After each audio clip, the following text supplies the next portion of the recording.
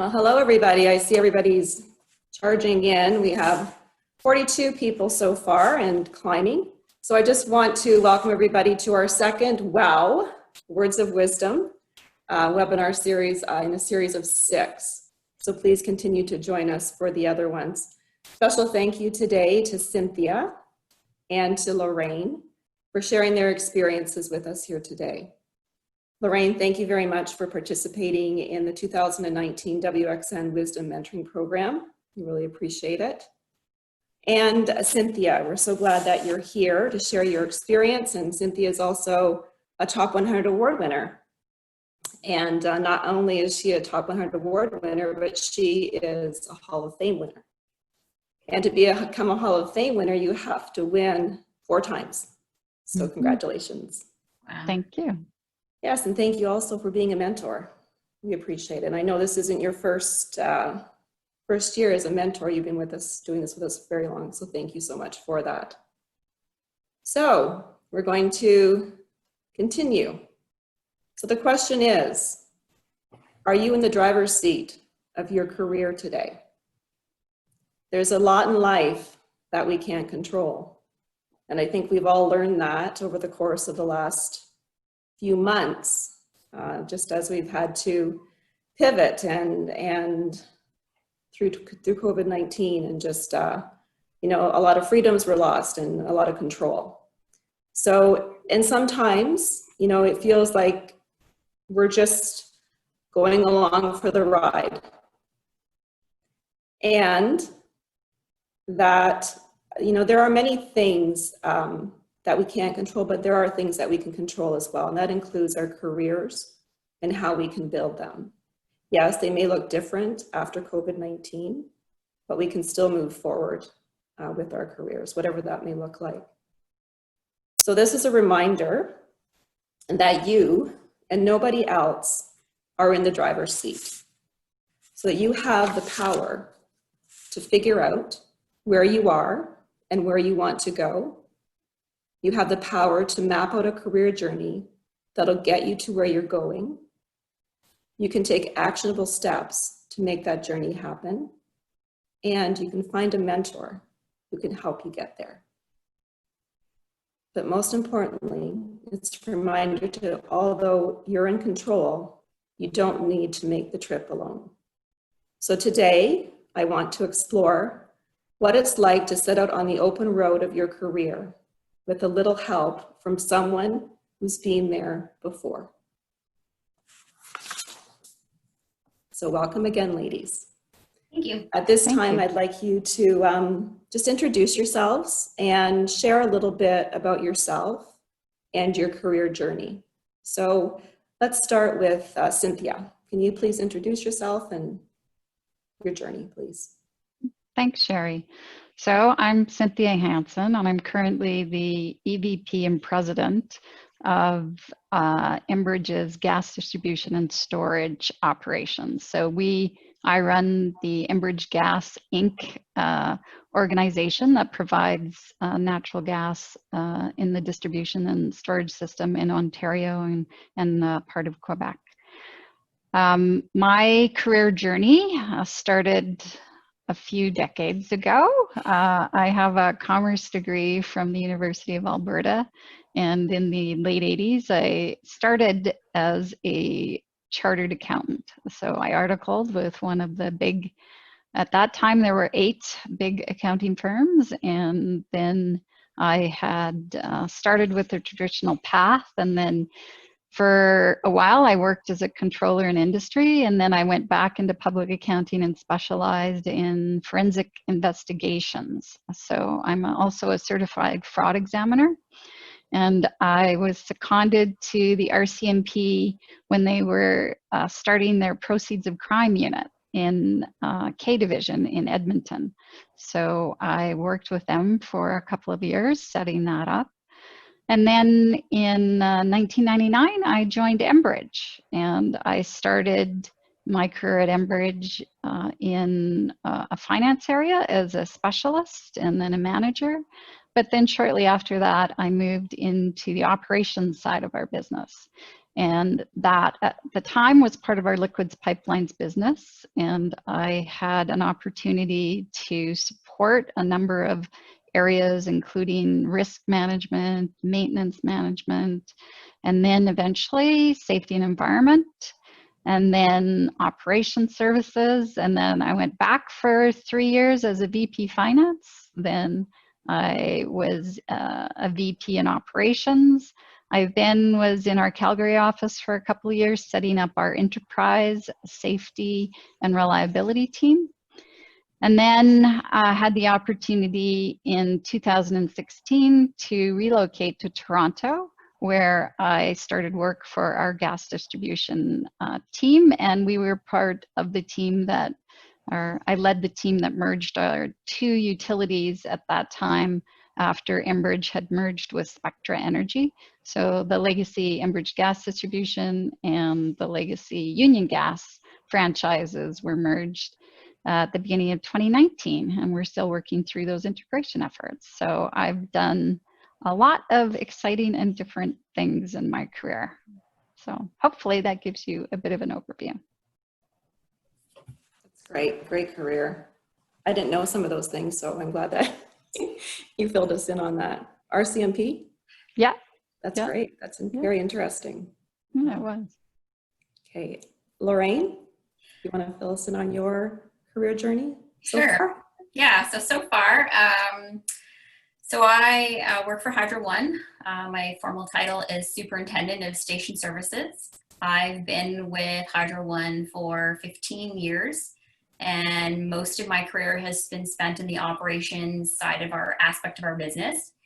My education, my formal education is I'm an electrical engineer from McMaster University, and I have an MBA from Schulich at York University.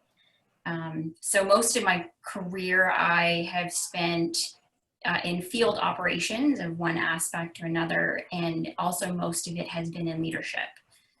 So right now in my role as a superintendent of station services, I'm responsible for over 100 field staff who maintain and in-service a region of equipment that takes care of our transmission and distribution grid for Ontario, so from an electricity angle. So it's been a really great match with Cynthia because we're both in the utility business. And so that was just a great match, yeah. Wonderful, and you're both very much in male-dominated industries, so that's an interesting conversation to be had today as well. So, you know, we had set questions for this webinar, and what we found was we actually received a lot of questions from the participants. So I've taken some of those questions and kind of interweave them into our conversation because I think it's really important to respond to some of the questions of our audience, so we can, you know, help them navigate their career journey as well. So you'll see a little bit, sorry ladies, it might be a little different than what you had anticipated, but we're all smart ladies, we'll get through it, right? So Lorraine, the first thing I want to talk to you about is, so when we initially spoke, I think it was probably a month and a half ago when I asked if you would want to be part of this webinar series. And, you know, you were quite confident and passionate that you were in control, right, of your career, and that you were in the driver's seat. And, you know, you were quite passionate about that you knew exactly what you wanted and where you were going. Would you agree with that statement? Yes. Yes. So go ahead, please. I know some people struggle, right, with their career path. Not everybody is as confident that they're in control. So did you always have that perspective about your career journey? Did you always know where you wanted to go? I knew since being at Hydro One, and I had the opportunity to, so early in my career at Hydro One, I had a couple roles, and I started in engineering, and I had the opportunity to be in a certain part of the business, and then I got the subsequent opportunity of going out to the field. And what I experienced in making that transition was how much more of a fit it was for me. And that but what was really interesting is that feeling difference of like, okay, doing a role that I liked and I thought was great and a good fit, and then going to another role and going, whoa, this is a much better fit for me as a person and my skills and just what interests me. And can you just, sorry, I'm sorry, but can you just explain why it what was a better fit for you? Because there's a couple of questions like that from our audience too, is how do you know, like, your values and your interests, like what was the difference? That's a really good question. So a couple things. So when people ask me about, you know, Lorraine, how do I know if I take this next step or do this thing that I should be doing? My advice is always to go internally and say, like, what feels right to you, right? So you know yourself better than anyone else. And so it's about trying to drown out that noise from everybody else and actually sitting with the feeling of like, this feels right to me. In terms of, for me personally, what the difference was, in the field, I had the opportunity to do things that were physically in front of me. I'm a very visual person. I got to touch and feel and work with the equipment that we work with every day, as opposed to drawing it on paper. So those are characteristics that, until I had that experience, I didn't realize how important that was to me. And so sometimes you learn by doing, where you have those early career experiences that tell you things about yourself that you go, oh, this is actually really important to me. I had no idea. And so it was a very visual job. It's a very tangible job. And I love the people that I got to work with. And it was just, that was a really great fit for me. Okay, thank you. So Sherri, I would just add that when I first met Lorraine, one of the things that impressed me the most about her was that she had taken the time to really identify what it was that she wanted and what kind of career path and what the opportunities were. So she was very, very thoughtful and extremely well organized. So, you know, I would only hope that I would have had that kind of clarity and insight at that stage of my career, but she is that kind of person, and she is able to look inside herself and create that match in her career path. Thank you. that's great. So I want to talk about your career mapping in a little bit. So I'm curious, did COVID-19 change any of that for you? You know, your confidence, was there any insecurities around, you know, your path when COVID hit? It was like, oh. You know, what's interesting, and so in going through the questions that we've had to prepare for this, and I thought they were really thoughtful questions, you know, what COVID did was because of the effect to so much environment around us, not so much in my industry, because the utility industry is still very necessary and very strong, and people are relying on it. Probably, you know, they need us to be there to be the backbone of everything going on, so they don't have to worry about us, so they can worry about more important things. But it does, there was so much uncertainty around us, and it sort of says, hey, like, you know, it can cause you to sort of lift your blinders and look to the side and say, should I be more worried? Should I, you know, try shifting? Should I be more concerned? It asks those questions. And I believe what it asks of us, in my personal opinion, is to have empathy and to be aware that, you know, we are one in a big cog of so many other things happening. But did it shift things for me? No, it did not. So you kept your confidence, you kept your drive forward. This is still what I want to do. This is still where I'm going to be going. Okay, very good. So the next question for both of you, and Cynthia, I'm going to ask you this question. So how to navigate carving a career path when you're not sure where you want to go?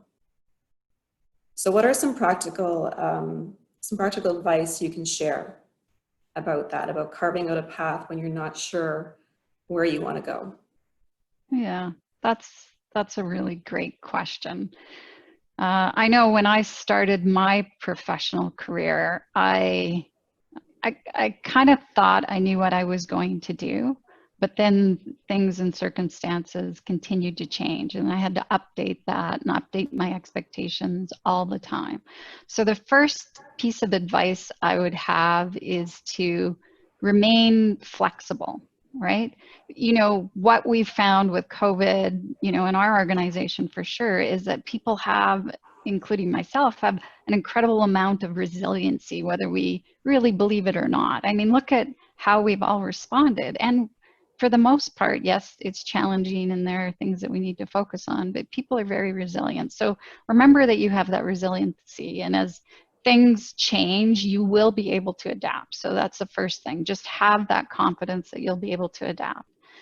The other thing is I was navigating and helped others navigate their career paths is to, you know, as Lorraine said, just you need to be authentic to yourself. You can't, you know, you have to look inside you, take the time to identify where you think you will fit in. Sometimes, you know, you'll try something that won't be a great fit. That's okay. The resiliency, flexibility kicks in. You will always learn something from any new opportunity or challenge that you take in. And as you said, Sherri, at the beginning, you're not on this journey alone. So wherever you are, there are many, many people that you should be reaching out to: mentors, coaches, peers, coworkers, friends, family members. Make sure that you take that opportunity to reach out and get the feedback, and then value that feedback.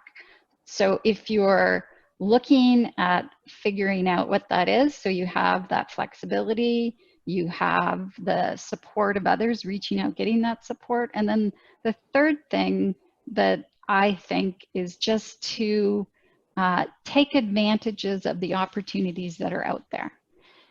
It's sometimes hard, you can sometimes feel scared, but always look to say, can I add value into that next role? Where do I think I can create a better path for myself and the organization as we go forward? So those kind of three things have always been something that have guided me. You know, it would be nice to, you know, I would have never have thought that my career path would have led me to where I am right now, because maybe I wasn't that insightful or I didn't understand. But each time, you know, an opportunity presented itself or I sought out an opportunity, I would ask that question: can I add value to this role? Will I be a good fit? And then checking with others to see if I can get some input to confirm what I thought my next step would be. Great advice. Thank you very much for that. Lorraine, you have anything that you would like to add to that question? Yeah, I would just add that, you know, because I don't want to make it seem like, because I, you know, it's true, I have a lot of certainty in terms of where I want to go and what I'm trying to achieve.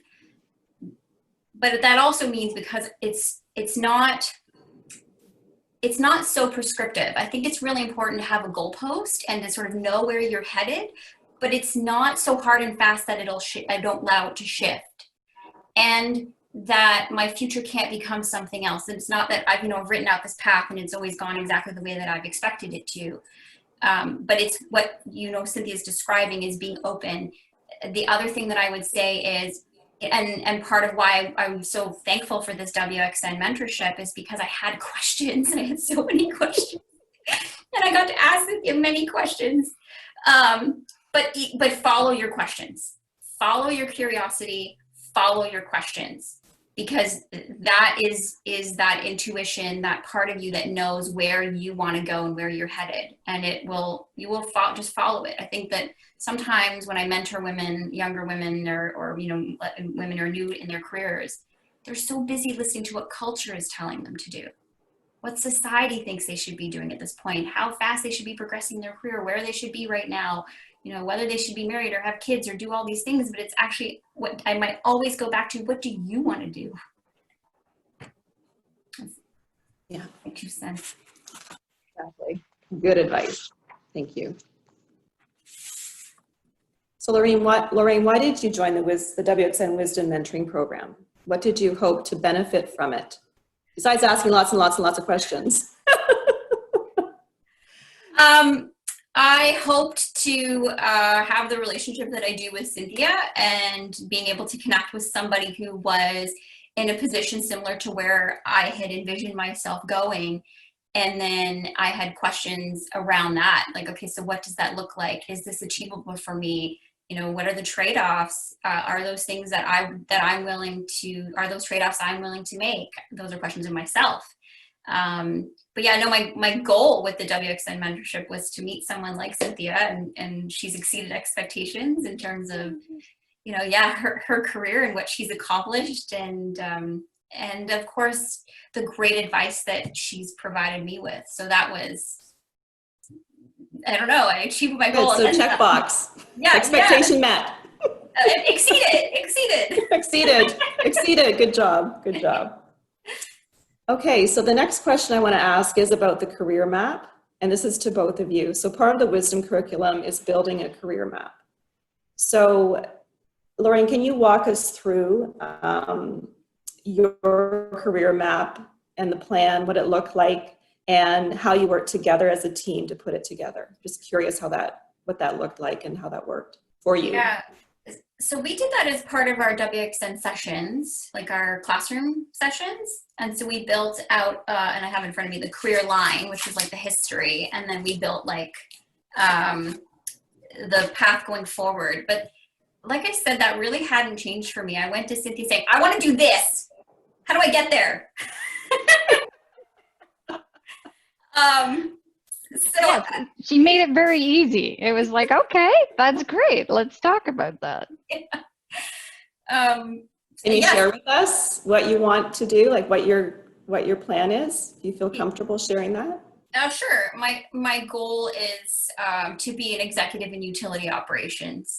Okay. My whole career has been in utility operations. As I mentioned, I'm a very visual person. I have a technical background, but my strong passion is in leadership. And I love the marriage of the two. And I love doing something so meaningful like utility, both in electricity and in gas. It's so meaningful to do something as powerful for the province of Ontario in terms of, providing a fundamental service that everybody needs. And so that's my goal, is to achieve an executive position in utility operations. And so what were some of the things that you planned out? Cynthia, can you give us some insight as to how you helped her navigate that career plan? Sure. Lorraine had some very specific questions. She had a few opportunities that she was looking at, and we talked about the pros and cons and what she should be considering and how she can make sure that she has the profile in the organization. The one thing about utilities is, my utility has, 4,500 people. Lorraine's, I don't know, it's probably more of the same, 6,000 maybe. It's like, these are big organizations, and there's lots of things that you can do to get profiles at different levels. So if you want to be on that career path to be an executive, you have to start thinking about how you can increase your profile. So we talked a lot about the things that you can do both internally and externally to create that profile. And then another area that we talked about that's critical in anyone's career path and success is, how do you build a consortium of people that are going to support you on that journey? How do you make sure you're creating the right relationships, again, internally and externally in the organization, to allow you to demonstrate your full potential? So those were a couple of things. We talked about a lot, but those were a couple. The profile, raising your profile, what were some of the things that came out of that? How do you do that? And I have a question B after that, but how do you do that? Okay, well, I'll start with one example and then I'll pass it over to Lorraine. But one of the things that we talked about was, particularly with Lorraine's job right now, she works in an operational segment of the business, and you have to look at, is there things that you can do that are going to have a broader impact across the organization? And what kinds of things can you do? So one example would have been moving into roles that support more leadership development, or on the other side, technical expertise, or something like leading even union negotiations. There's a way to create a broader platform so that you're interacting not with just the people that you deal with on a day-to-day basis, but you get that influence and you have a broader opportunity for your name to be put forward. The other thing we specifically talked about too is I asked Lorraine to find someone who is going to be her sponsor.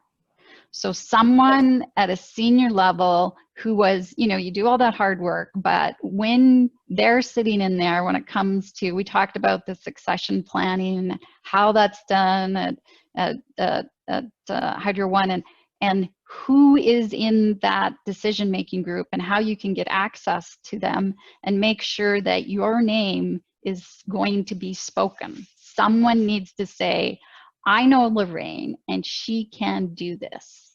So you have to create that very, that relationship with 1, 2 people, whatever, so that your name will be put out there. Yes. Great. That's exactly what we covered. So Lorraine, so now that was last year and we're, you know, 8 months into 2020. Have you acted on a lot of those strategies? Yes. Share that with us. Yes. So I asked the vice president of my division if he would be my sponsor, and he said that he would. Good. Good answer. Yes. Glad he said yeah. No, Very good. Very exciting, and so I'm really thrilled to have his support and his sponsorship. And I now meet with him on a quarterly basis to talk about just, you know, career and progression and how are things going, and, you know, those types of dialogues. And then with respect to profile, I'm participating in a few initiatives that I believe have a higher level of profile, but I am looking for more of the same, or actually bigger ones. So because of Cynthia's advice, I am looking for opportunities within my organization and outside my organization that leverages on the multiple skills that I have and bring to the table, and will demonstrate more of what I'm capable of, but more in terms of drawing attention to that, to say, listen, like, you know, I have all these skills and capabilities. I'm so much more than XYZ. Let's make sure that we're leveraging all of that. And so actually, as an example of doing something like this WXN webinar and Hydro One support, it achieved some of that for me, so thank you. Perfect. I'm glad that we could be a part of that. Wonderful. That's great. I'm glad that you've been acting on it and you feel good about what you've accomplished so far. I feel, you know what, like, it's exactly what Cynthia said, like having that specific advice, saying, okay, here's where I want to go. What do you suggest? And her saying, well, do this, do this, do this. And then I remember every session I'd like write my homework down, and then I'd write report back and be like, this is what I did so far. Perfect. That's great. I'm glad to hear that. Wonderful. Thank you, ladies, for that. So the next question, we've talked about that already. So I'm going to move on to the next. So in our journey, we always have people that, like our sponsors or our mentors, or even others that, you know, some more organic relationship that have really influenced us and our success, and have helped us through our challenges. So for both of you, who has influenced you in your career? And what was the best advice anyone has given you, especially being in a male-dominated industry? Because it's different. It's a different environment. So I'm just curious, Lorraine, can you help me with that and answer that question? Wow. Okay. So who has influenced me and helped me with my career, and then working sort of advice in a male-dominated environment? Definitely, you know what, can I just say one more thing? The other thing I really wanted from WXN, and I haven't had a lot of, is female mentorship. So that was the other benefit to getting to work with somebody like Cynthia, is working in a male-dominated environment. I have not had a lot of female mentorship. And so women who would understand what it is that you're trying to achieve, but also innately understand some of the unique obstacles that you're going to experience, And so that was one of the other benefits of getting to work with Cynthia was that and exactly what I was hoping for. Cynthia is a wealth of information when it comes to some of those challenges, and it would spew out these facts, and I'm like, okay, writing them down, which was wonderful. So I've been very lucky to have some really great mentors. I have a really great mentor inside my organization who is just fantastic. He's been my mentor for a number of years, and I've had some great bosses who've been extremely supportive of my career and where it is that I've been trying to go. In terms of, working in a male-dominated environment, my best advice to women, and I help lead a workshop with our Hydro One lead-in chapter on this, is to be assertive. I believe that a lot of women really struggle with how to have a perspective and to hold the perspective without oscillating between a passive perspective where they're like, use all of those crutch words or sort of are hesitant to say what they need to say, to expressing their frustration because now they're boiling over. And so then we kind of go into that aggressive, which I actually don't think you see a lot of women be that aggressive. But I strongly believe that the one of the most crucial skills is being assertive. Thank you. Cynthia? So again, similar to Lorraine and many others, I've only achieved the success with my career and in my life by having lots of positive influencers. So whether that was my mother when I was growing up, who worked with my principal to even encourage me to go to university. My background I wouldn't have thought I could have gotten into university. So I didn't even know what university was. And then, okay, sorry, I'm gonna have to move. The other advice, I had one really senior influencer in my life at Enbridge, and that was Greg Civic. So when I first started working at Enbridge, he was the VP of operations, and he allowed me to move from my finance role into my operations role. And so he was a great influencer, and then he continued to provide really great advice to me. And then I would say even now, even my CEO, he is someone who obviously continues to influence me, and I have a great relationship with him and many of my peers on our executive leadership team. So that's any advice that they offered you that really sticks out in your mind over the course of the... So one of the pieces of advice that I got that really influenced my career was to say that, similar to what Lorraine had mentioned, you need to make sure that there's a way for your voice to get out there and to be heard, but you need to be authentic. So being assertive doesn't mean you need to be exactly like the boys in the room, because that doesn't always work. I remember when I first started getting into managerial roles, one of the things that happened was that I would be in a group with a whole bunch of men, and the men would jump in the conversations and interrupt each other all the time. But if I tried to do that, it didn't work very well. So there had to be a different way. So one of the things that I did is I would volunteer to set up the agenda and lead the meeting so that I could make sure my voice could be heard, because I could create space on that agenda for my voice to be heard. So you have to, as Lorraine said, be assertive. You just have to find a way that will work with the team that you're working with. Great advice. Thank you. So for your journey as a mentor and mentee, can you share with me what lessons or insights you learned from each other? What were some takeaways or some aha moments for both of you? Lorraine? So I had put together a little list of stuff. I had many questions around the trade-off between personal and executive life, and that really helped me a lot, because I don't I don't know why those are my questions. And so then it was really comforting to just chat with Cynthia and say, okay, are these things I should be worried about or plan for? What she mentioned around finding something high profile in the organization that profiles your skills. You discussed, I think you mentioned earlier, Cynthia, around having alliances. That was a really important piece around, you know, having allies inside the organization, not just for you as an individual, but also for the things that you're trying to move forward, and building those relationships with other people to move forward issues that you're working on. One of the other things she said was to say yes whenever you can. And that was a fun conversation of like, okay, so what's the difference between always saying yes and when is the time that you say no because it's not right for you?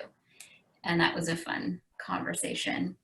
And then finally, when the pandemic hit, and it was, Cynthia saw me, the pandemic hit, and I was talking about all the stuff we had going on, and she just said, she said, you're feeling a lot right now. And I went, oh my God, I am feeling a lot right now.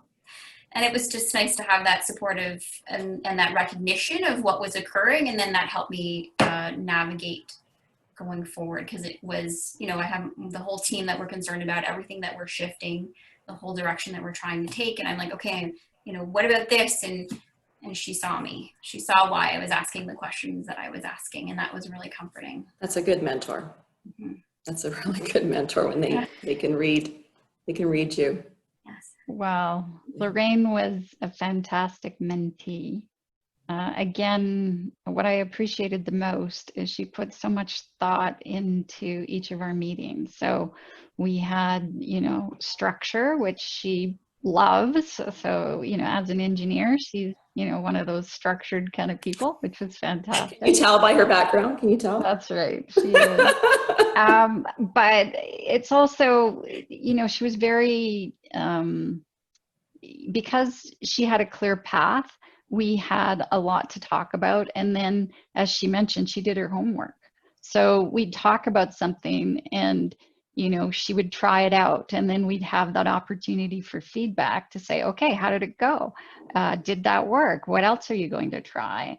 What are the kinds of things that, you know, you want to do? What's next? And there was a natural progression to our meetings, and that was very helpful too. So it was, you know, I really enjoyed the relationship, and hopefully we'll continue to stay connected, because I'm excited to see the next steps in her career. Have you continued to kind of stay in touch Yep. throughout this year as well? That's great. Mm-hmm. It's good to see. Okay, so we have almost 1:40 on the clock. I'm just keeping track here. Some good conversations going here. So I think what I'm going to kind of segue into some of the questions from our audience. And when I looked at some of them came in prior to the webinar, and I looked at them, it really shouted out about that confidence gap. And Lorraine, you and I spoke about that a while back.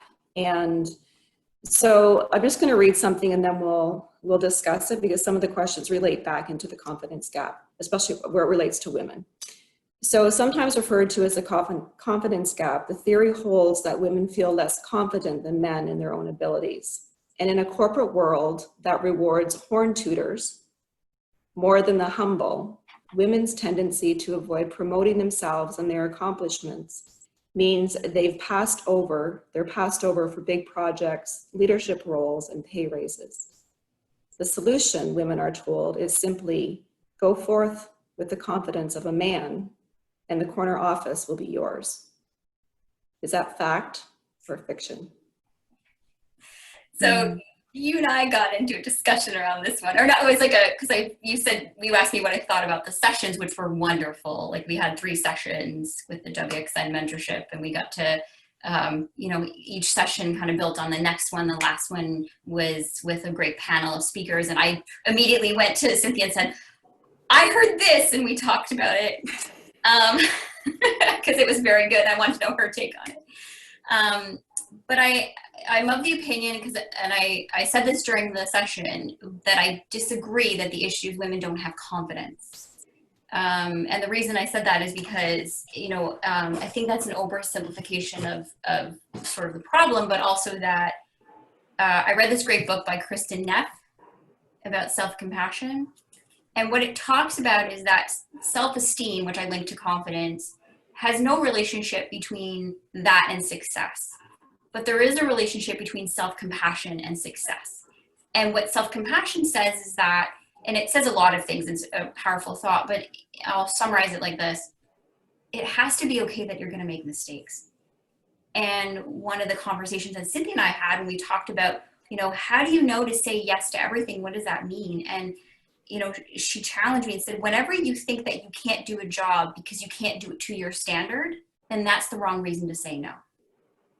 You need to go there saying, can I do it? Can I do it really well and you know, give my all and do all those things? Yes, then the answer is yes.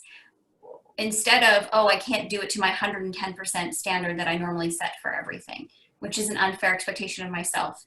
So I believe that what a lot of we've kind of cultured women to do is to be afraid of mistakes.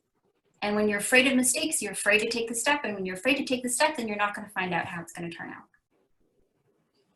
Exactly. Cynthia, do you want to add to that at all? What I would add is that, I mean, there are societal differences, right? Men and women are generally socialized a little bit differently, whether that's sports or nature, nurture. So there are things that you have to be aware of, but I don't think it is as black and white as a confidence gap, like Lorraine said. It can be presentation styles, as Lorraine mentioned before, with some of the words that women will sometimes use more often, presentation styles. It's things to be aware of, but I don't think it's confidence. There are so many wonderful, confident women out there. I think it is probably in general slightly more challenging for women in particularly male-dominated areas, but that does not mean that you cannot succeed. It just means that you have to be aware of some of those socialization issues. So I'm going to get into some of the questions now from our audience. All right, so this is a long question. So have you ever been told that if you're assertive, you are being considered aggressive? And if you show empathy, you are not being taken seriously? How did you overcome the double standards that women face in the corporate world and make it to the top? Who wants to answer that one? Do you want to start, Cynthia? I'll start. You know, I think those were the standards that I was talking about. So these are real things. I think if you're authentic to yourself and you demonstrate good behavior, it shouldn't be a problem. So my example that I gave earlier with the men jumping in over each other and that they accepted that as normal behavior within their male socialized world, it's still not good behavior, and you shouldn't be doing that in meetings anyways. So I had to learn to not emulate that bad behavior, but create a positive behavior. And it worked well. So you just have to maybe be a little bit more creative with those things. So yes, at times if people said, oh, you're too assertive, sure. But other times they said, you're not assertive enough. Or, you know, there's a whole variety. And I think we're starting to see the same things applied to our male colleagues too. So that's a good thing. I think it's just human nature that you have to accept that you're not going to please everyone all the time. And that's why it's really important to do the hard work to make sure that you have a good, strong foundation, you're good at your job, and you create those alliances to make sure that, yeah, you're not going to get derailed by one or two comments. Good advice. Thank you. Lorraine? So a couple things. This is actually one of the things Cynthia and I discussed was the double bind, because I have certainly heard that feedback before around being perceived to be, I don't know if aggressive was the word, but like, you know, the bigger voice in the room, which I always found kind of interesting because I'm generally the only woman in the room and generally the smallest woman in the room and generally the youngest person in the room. But sometimes still will get that feedback of, your voice is sort of dominating the conversation. And so that's hard, because you're like, hey, I'm trying to just do what everybody else is doing, but that doesn't necessarily get perceived the same way. So I would say two things. Number one, there's a book, and I don't have it here, unfortunately. I have a book in all my kind of books that apply to work are at my desk at work. And so there's a book there about communication styles for women. And what I found really powerful about it was it refers to a study done with a bunch of MBA students. And it talked about, and I'm going to explain this because it bleeds into our WXN workshop. But it refers to a study with a bunch of MBA students, so male, female, and those who would adapt to the room. And what it cited was when women adapted their styles to the room versus a woman who didn't adapt, or a man who did adapt, or a man who didn't adapt to the room, women were much more successful in the dialogue and in the future. So one of the things I had gotten out of our workshop, we had a panel on our last workshop with Lisa Lisson. She's the CEO of FedEx Canada. And she said three things, and they were very powerful. One was adjust your style to the room. So read the room. Two is listen twice as much as you're going to talk. And three was be crisp.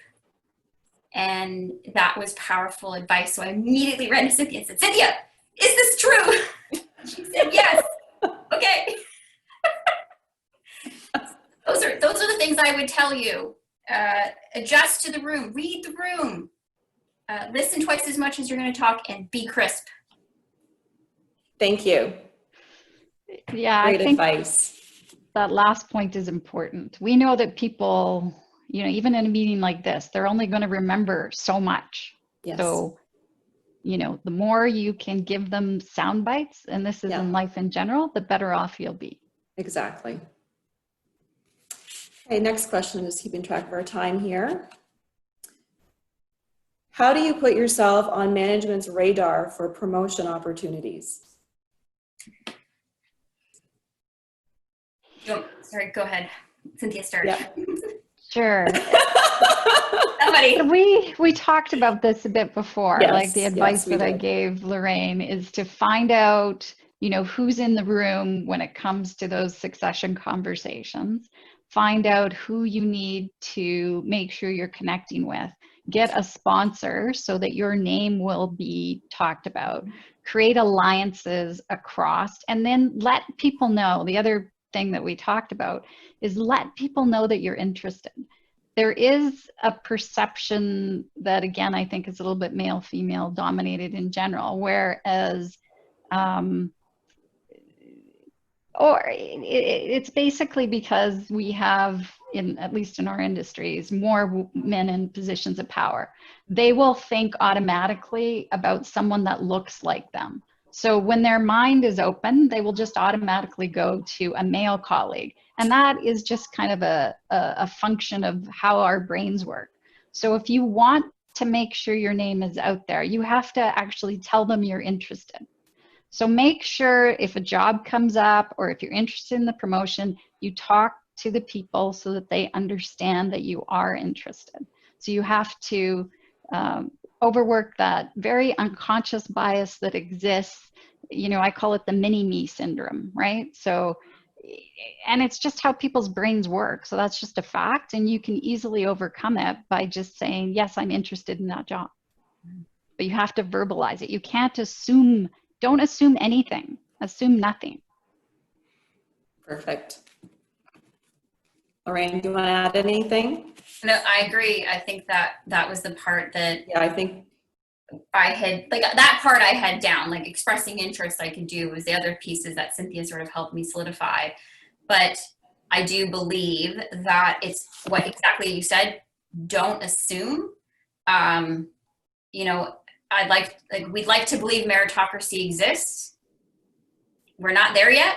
So you got to put your hand up and you got to demonstrate. And I think the other thing I would add is know what you're good at and be able to articulate that, because it's sometimes helpful to remind the person you're speaking with and say, oh, I'm working on the following things. Here's what I'm doing. Here's whatever that is. Be able to articulate that, because then they get to take those sound bites forward. Like, do your sponsor, do your boss, do all those people a favor and give them the sound bites to take forward.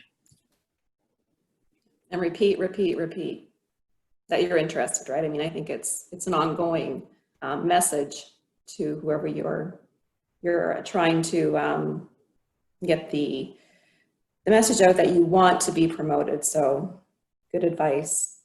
All right. Sorry, I'm just keeping track of time because there's so many questions here, but this, so being a young leader, that counts me out. And me, I'm out. This is you, Lorraine. Counts us out there, Cynthia. So being a young leader can be complicated. You are left to lead with little guidance.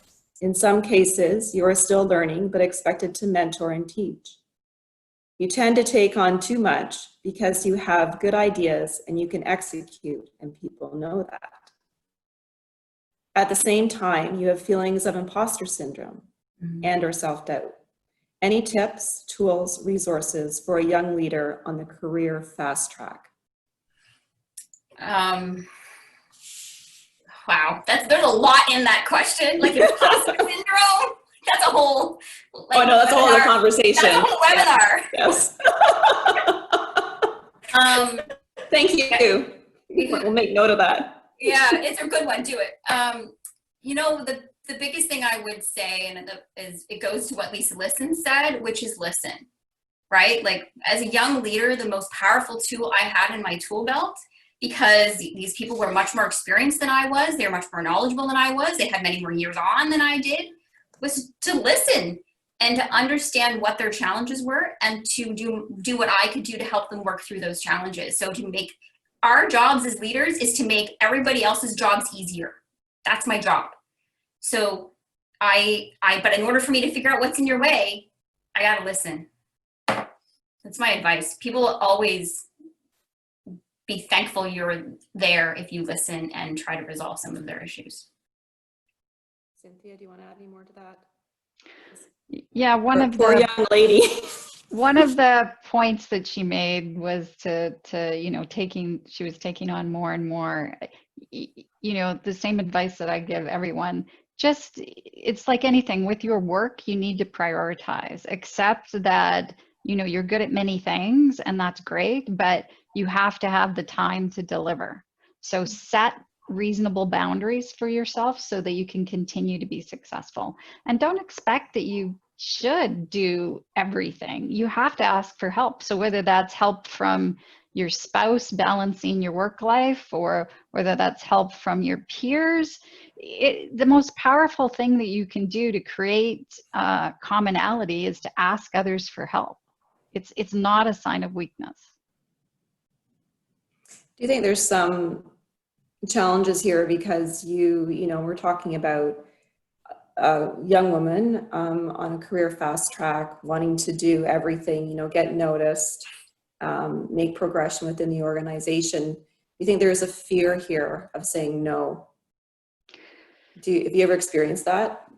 Sure, I think that that's normal, right? That's just a normal part of life. You're afraid that something will pass you by, but the reality is that you have to create a balance so that you can be successful. You can't do everything all the time.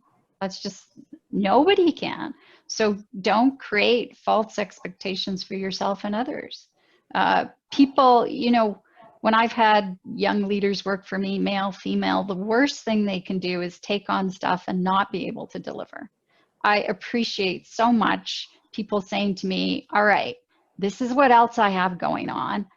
You know, where do you want me to prioritize that? Yeah. Confirmation as to where this has to list in the priority set. That to me shows that they can be a strategic thinker, that they understand that I want them to do a good job and be successful, which is what everybody wants. Exactly. Yeah, my team asks me that all the time. Okay, Sherri, what do you want me to prioritize? Yeah. But yeah. I think it goes back to what I said important. earlier around being assertive. If you can't say no, that's a passive style. You're not in charge. You've got to be able to know Everybody what else is. yeah, everybody else is in charge and you're just saying, you know, walk all over me. Like that's not an option either. You got to know exactly what you said, Cynthia, where's your boundaries? And I can do a heck of a lot. I can't do literally everything. It's just not possible. Yeah. So this young lady, if you're out there, the Wisdom program starts, applications open in September. You might want to consider joining us so we can help you through your journey there. So I think, yeah, we're 1:56. So I have some rapid fire questions. Thank you, ladies, for this great information. It's wonderful insight. I really appreciate you being here today. So I have 3 rapid fire questions. Don't think about it, just answer me. Who's going first? Yeah. Lorraine, you'll go. Lorraine, I'm gonna go you, yeah. Okay, Lorraine's going first, okay. Okay, so what was your go-to comfort food during the shutdown, the quarantine of COVID-19? Chips. Yay! Cynthia. Pasta. Good, carbs, chips. Mine was chips and bread, so, okay. Second question, what did you miss the most during the COVID-19 shutdown? Cynthia. I miss like crazy interacting with my team. I'd love to see them face to face. Yeah. That was my thought too, is my people, like just being with people, like just that interaction and yeah. Yeah, same here. Number 3, if you could go anywhere, Cynthia, if you could go anywhere in the world, where would you go? Where would it be and why?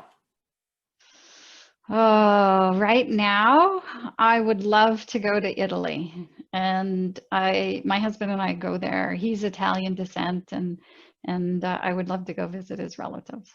So I get to pass the thing now. Okay. Mm-hmm.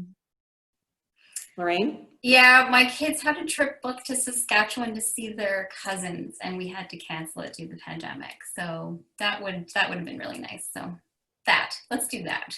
Okay, that sounds great. All right, thank you, ladies. I really appreciate it again. A wonderful session. Thank you for your feedback and your insight, and I hope our audience has learned something from this. There will be a recording, and we'll send it out to all the participants within the coming week, I believe. So thank you again, ladies. Before everybody leaves, I just want to go over some of our upcoming events. Thank you. Thank you.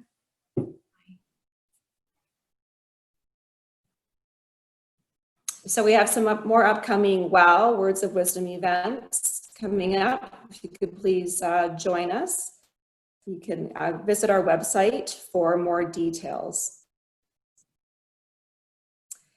If you're interested in being a part of this powerful community, you can join us right now for a one-time payment of $99, or that's as little as $8.25 a month. We wish that you would come join us and be able to network and meet people like Lorraine and Cynthia. You can connect with all of us. These are our handles. Quick, write them down.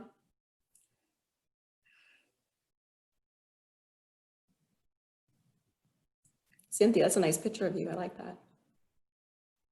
And thank you to our national event series partner, Loblaw, for sponsoring our speaker series, and also to our corporate partners. We could not do this without them, so thank you very much.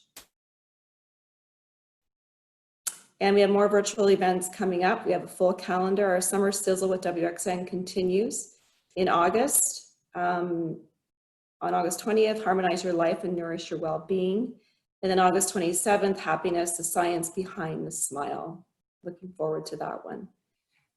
And then in September, we're starting our Monday Mojo with WXN. This is a weekly meeting that we're having from September until December of 2021. So please join our WXN ambassadors as they lead you in engaging conversation. Our first one is understanding your authentic leadership values, and we talked about that a little bit today. And that is with Tara Wilson and Ritu Gupta. So please join us in September. The Unite and Rise webinar series is coming up in September and October. Rising Strong, Be Calm and Take Control, Ignite Your Leadership with the Power of Presence. And then of course, Canada's Most Powerful Women. This year it is virtual. And the Leadership Summit is on December 2nd. The awards gala is December 3rd. So please join us for that. And then our Wisdom Mentoring Program, as I said, registration opens on September 7th.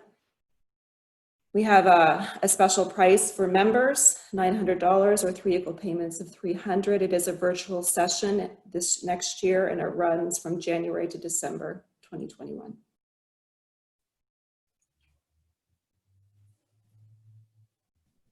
And then our virtual book club series with all our top 100 award winners who are authors. I didn't know we had so many top 100 who are authors. So it's wonderful to see them and to have them be part of this amazing event. So please check out our website for upcoming virtual book clubs. And thank you again for attending our webinar. We hope you learned something and were able to take something away today. Thank you, everybody. See you later. Bye-bye.